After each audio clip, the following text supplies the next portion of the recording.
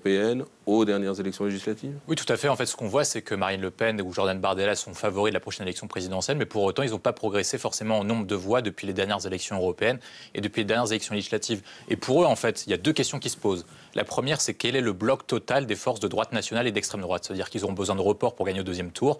Et on a vu lors des dernières élections législatives qu'ils sont mangés ce qu'on appelle un front républicain, ce qui les a conduits notamment à passer d'une majorité absolue prédictive au premier tour à une défaite cuisante au second tour des dernières élections législatives. Et deuxième point, c'est qu'ils vont affronter, parce que c'est pas du tout pour eux la même chose, s'ils affrontent Édouard Philippe, qui a une susceptibilité plus forte, comme Raphaël Glucksmann, d'avoir un front républicain favorable, que si c'est Jean-Luc Mélenchon.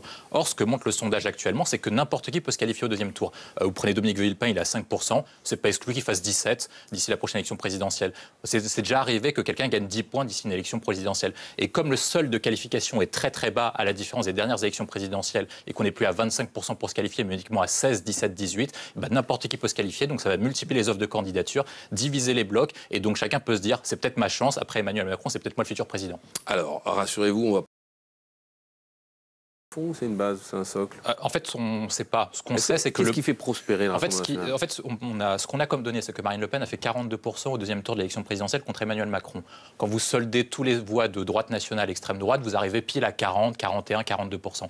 Donc c'est des gens qui sont... Ce qu'on sait, c'est que quand des gens ont voté une fois Marine Le Pen, eh ben, ils peuvent revoter une autre fois Marine Le Pen, et souvent ils ne bougent plus, ils ne reviennent plus au sein de la droite de gouvernement, hormis en 2007 lorsqu'ils ont voté pour Nicolas Sarkozy, ils sont passés de Jean-Marie Le Pen à Nicolas Sarkozy. Le point qui est intéressant sur Marine Le Pen et sur Jordan Bardella, c'est que depuis que Marine Le Pen est candidate en 2012 et qu'on a des sondages portant sur les enquêtes d'opinion depuis qu'elle est présidente du Rassemblement national, à l'époque Front National, c'est qu'elle est toujours surcotée dans les sondages. Quand vous regardez 18 mois ou 24 mois avant, elle est toujours plus dans les enquêtes d'opinion que le score qu'elle fait réellement. La dernière fois, elle est annoncée à 30 en 2017, elle a fini à 21. La dernière fois, elle est annoncée à 26, 27, elle a terminé à 21, 22. Donc elle est toujours surcotée. Pour une raison qui est très simple, c'est qu'en fait, les enquêtes d'opinion sont basées sur une échelle de 0 à 10 avec une certitude de voter.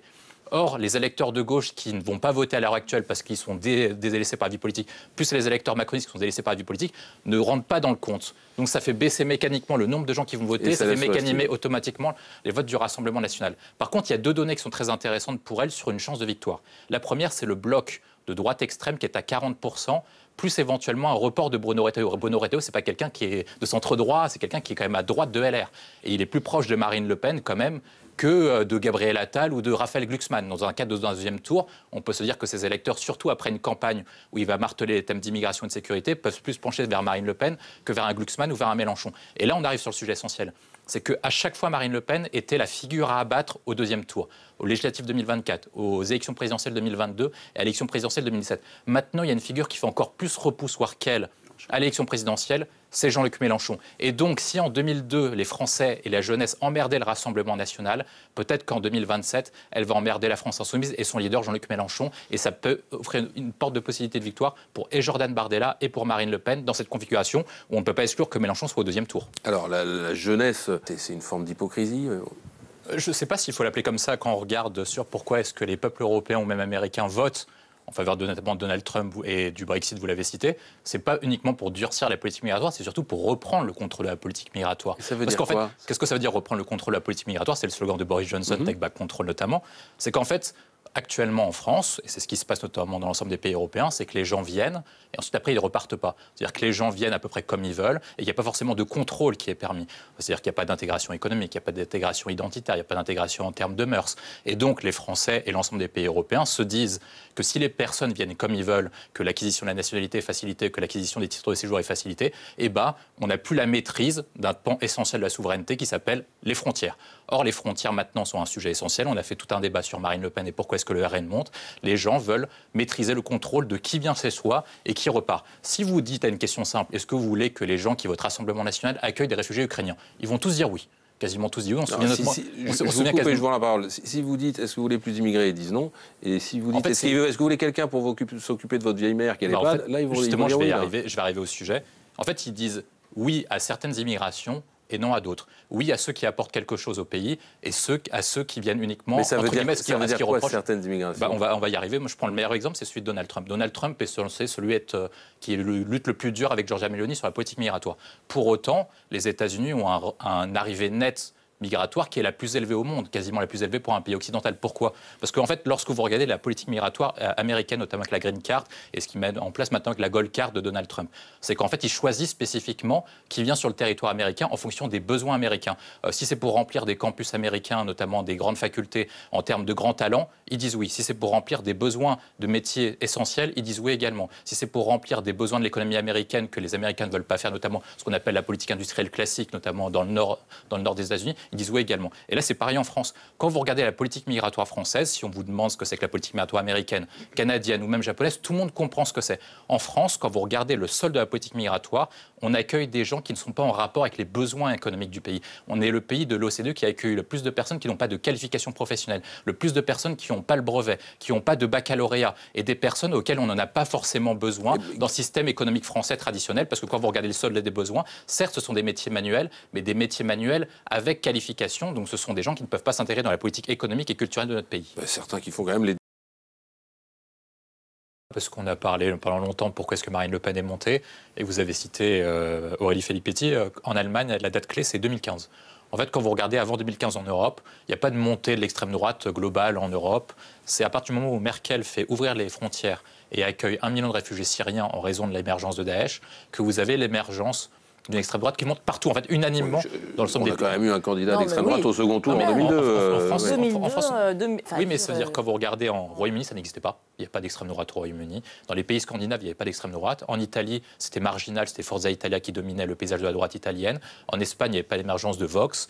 Idem en Europe centrale, etc. Il n'y avait que la Hongrie de Viktor Orban. Et ensuite, après... Pardon, mais il y a eu une crise migratoire à cause de ce qui s'est passé en Syrie. Effectivement, il y a eu une crise migratoire avec un afflux important de gens qui fuyaient les islamistes, par ailleurs, en Syrie, qui sont arrivés. Non, mais je veux dire, c'est pas parce que Angela Merkel a fait ça, c'est parce qu'il y a eu cette crise migratoire. Après, il y a eu 2 événements qui sont conjoints et qui marquent l'opinion publique européenne. C'est les viols en Cologne, enfin les attentats en Cologne lors du Nouvel An en Allemagne, si je ne me trompe pas, et les attentats islamiques qui frappent en fait la France et qui frappent l'Europe, islamistes. Oui. Et en fait, quand vous regardez à peu près exactement, le meilleur exemple à chaque fois, c'est les États-Unis. Les États-Unis ont le solde migratoire le plus élevé. Mais Donald Trump prend 2 mesures, en fait. Il limite l'immigration, non pas de tous les pays, il limite l'immigration en provenance du Mexique, parce qu'en fait, les WASP, donc les White anglo-saxons protestants, le peuple majoritaire américain, a peur d'une chose, c'est de ne plus être majoritaire sur leur propre pays. Et c'est ce que dit en fait Philippe de Villiers, c'est qu'en fait, vous avez une crispation qui est identitaire. C'est-à-dire que si vous accueillez des réfugiés ukrainiens, russes, il n'y aura aucun problème. Globalement, vous accueillez 1 million, 2 millions, 3 millions, ce n'est pas grave. Si vous accueillez des réfugiés danois, c'est pareil, il n'y aura pas de problème du tout.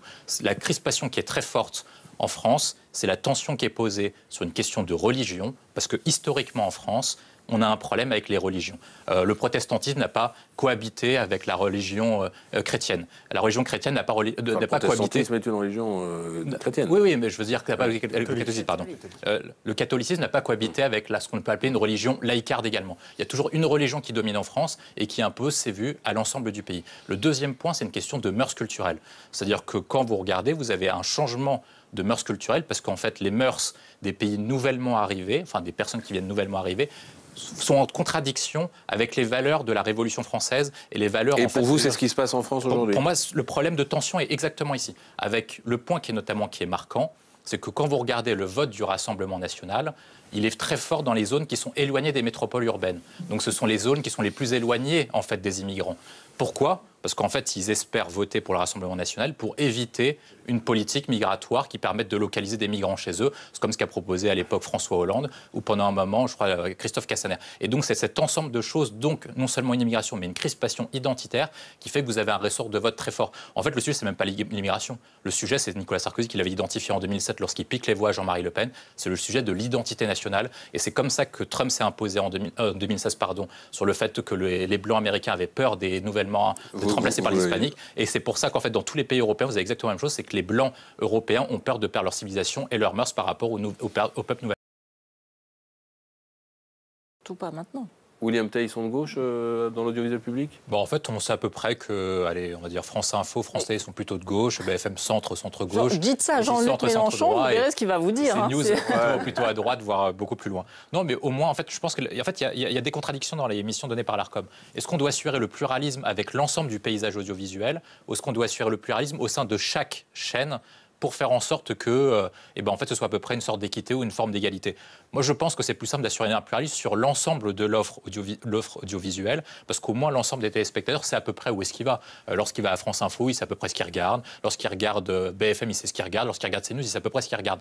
Le problème qu'on a avec l'Arcom, c'est que nous, à la différence des États-Unis notamment, c'est qu'on n'assume pas en fait le fait que, par exemple, aux États-Unis, les médias disent pour qui ils vont voter, ou les journalistes disent pour qui ils vont voter. Ils prennent position, ils disent voilà, on va voter pour Trump, on va voter pour Harris, et on sait à peu près clairement. Nous, ici, on doit à la fois assurer le pluralisme sur l'ensemble de l'offre audiovisuelle publique, assurer un pluralisme au sein de chaque chaîne, et en plus assurer une neutralité. Et ça, en fait, la multiplication des missions, la multiplication en fait, des ordres contradictoires donnés par l'ensemble des gouvernements depuis une quarantaine d'années offre au service public en fait, une contradiction dans ces missions. Et ce qu'ils doivent faire, aller en déficit permanent pour offrir une offre audiovisuelle que les autres médias ne peuvent pas offrir. Par exemple, offrir des documentaires qui, par exemple, ne seront pas rentables de base parce qu'ils servent à informer. Est-ce qu'ils doivent offrir une mission de pluralisme à l'ensemble du public? Est-ce qu'ils doivent informer? Et en fait, quand vous multipliez les missions, vous multipliez les chaînes, et vous manquez de clarté et le public ne sait pas pourquoi il paie. Si vous offrez des missions qui sont clairs, associés à un financement qui est clair, au moins les gens peuvent choisir et peuvent trancher. Je voyais Jérôme Lavalleux réagir, puis après je voudrais entendre Astrid de Villene.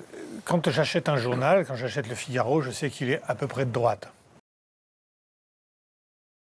Moi, je pense que le sujet, ce n'est pas le pluralisme de l'équité du temps de parole, c'est la question de la maîtrise du récit médiatique et d'imposer ces thèmes dans l'opinion. Parce que si l'Arcom oblige en fait, les différentes chaînes à imposer une équité de temps de parole, l'avantage, en fait, la stratégie, je pense, du groupe CNews, c'est d'imposer des thèmes spécifique parce qu'il n'y a pas de restriction sur les thèmes et que je pense que la bataille maintenant qu'ils sont passés devant BFM, c'est une bataille de guerre des mondes entre le récit imposé par Bolloré face au récit imposé par France Télévisions, comme on a eu aux États-Unis entre Fox News et CNN. Et je pense qu'on a vécu la bataille il y a 10 ans aux États-Unis et qu'on aura strictement la même et que la conséquence, c'est qu'en fait, les gens de droite vont regarder CNews, les gens de gauche vont regarder France Télévisions, ils seront plus dans les mêmes mondes. C'est ce qui s'est passé aux États-Unis.